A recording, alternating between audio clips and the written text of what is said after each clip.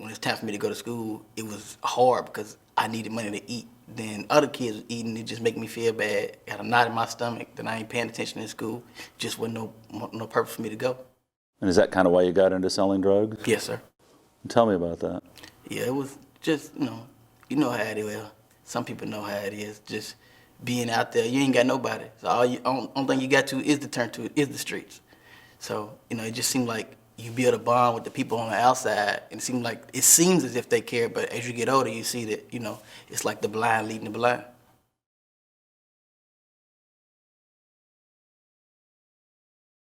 I remember I told to my mom I want to go to United States to live there, and she told me, no, because how you are going to be alone there, and the language, your family, everything is going to be totally different.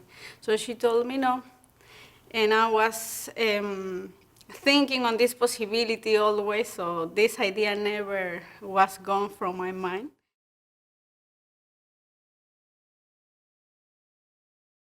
My son Jaden has autism, and when I'm trying to study, he gets a bit anxious because he's still not used to that difference in our lives.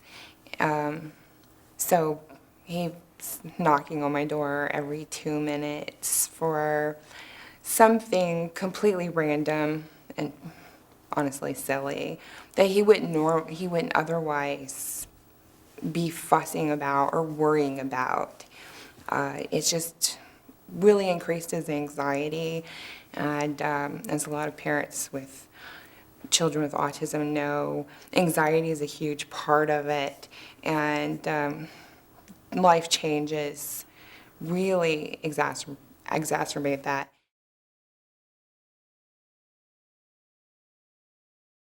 We were in war for about 50 years. And that civil war prevented me and my other fellow countrymen and women to have an opportunity to get their education. In that, I remember the time when the Khartoum government came to my village and bombed us, who ran and hide out under the trees. That was a very, very dangerous day for us. So when they know that we are going to turn to get education, they attack us on the way. So we cannot have that opportunity to get education. That's why I'm still in college right now.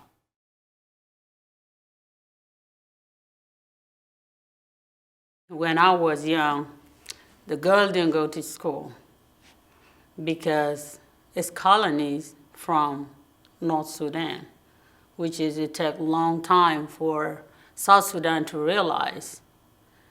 And they send boy to school when they get to 10th grade, and they stop there. Some reason they say there is no money for you to go to college. Sometimes they just drop out of school because the North people don't want us to develop, and they told the country there is no school for girls. So we just stay home, clean, cooking. When you get to age 15 or 16, you get married. I get married at age 16. The dangerous of my country was increased. So I remember one bad experience when I went to the bank. I remember I suffered an assault from two people with guns to point me, and I felt very scared about it. It's hard to remember this part. Is that part of why you moved to the United States? Yes. I have custody of my two kids because the mom, she took off, so it's just me and the kids. Like, what makes it so hard just, being at school, being here in college, then juggling two different schools with my son, because I have a 6-year-old. One's in kindergarten, the other then he goes to daycare. It's just being able to juggle both of those schools and cook and clean and just take care of all the responsibilities at once. It just really makes it hard.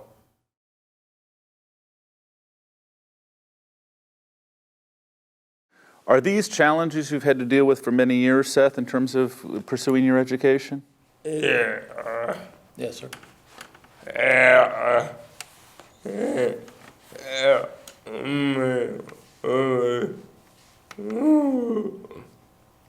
Say that again. Ever since.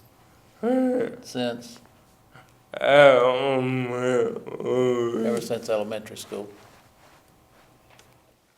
And in terms of going to school and dealing with these challenges, do you think that's made you stronger? Yes, sir. How so?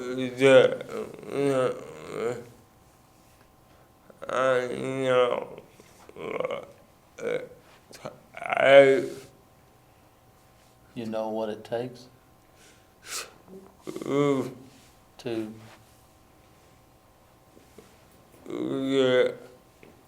get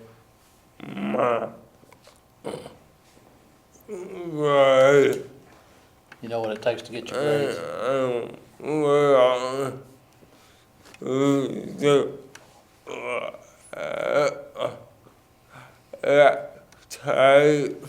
And I'm willing to do whatever it takes. I started in adult age. I didn't start at the beginning. Plus, English is second language, but it's eye-open. It's really good. It's really excellent to have education in life. It's a better way for living. I was raised in a household where neither of my parents had gone to college, but they saw that as an opportunity missed. That was a regret, and instilled in us a desire to learn. They told me that accounting is a good program, especially to get good jobs in a different places. And I said, well, I'm going to study accounting. It was hard at the beginning again because it's numbers. Numbers and English. More English. I said, well, it's a good opportunity to practice more than English. I know that I need to improve more that, but my teachers from ESL classes always told me, you can do it, you still to study. And it was a good advisors. And now this is my last semester, so. You excited about graduating? Yes, I'm excited.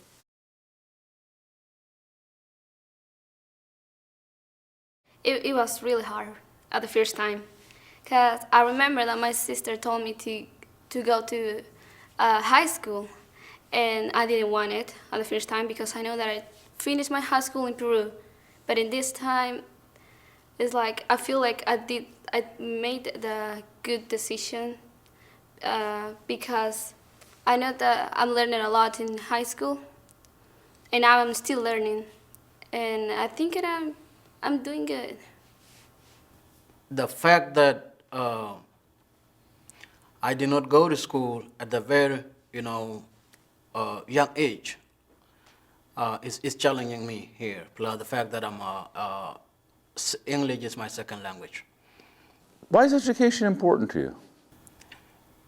Nelson Mandela put it correctly that education is a tool that you can change the world. The knowledge that you get from education can change you as a person, and it can change your community. It can change the whole world.